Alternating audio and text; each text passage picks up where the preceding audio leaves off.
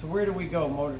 People ask us what's our focus territory-wise. Basically, North America. We do some spindles overseas, but we mostly focus on Canada, the States, Mexico. Myself, just this year, I've been in the Northeast, Northwest, Boeing, Northeast, Lockheed Martin, Sikorsky. We've got full-time reps handling the Southeast. Of course, the Midwest is already covered. I guess the point of what I'm saying is there's nowhere we won't go to discuss trying to help a customer with spindle. Great, thanks so much. And you are again?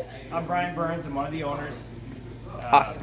I'm also vice president of sales, and usually within the request to come out, we can go visit a customer within a week or two of notice. Sometimes faster, but we're always willing to come meet face to face. That's how we do the majority of our selling. Of course, we market online, but to come to your facility, get a look at the processes, see exactly what machines you're running, what you need help with is key in developing a good relationship, helping with not only extending your spindle life, machine downtime, and we can discuss the other services we offer as well. So, Thank you. how was it?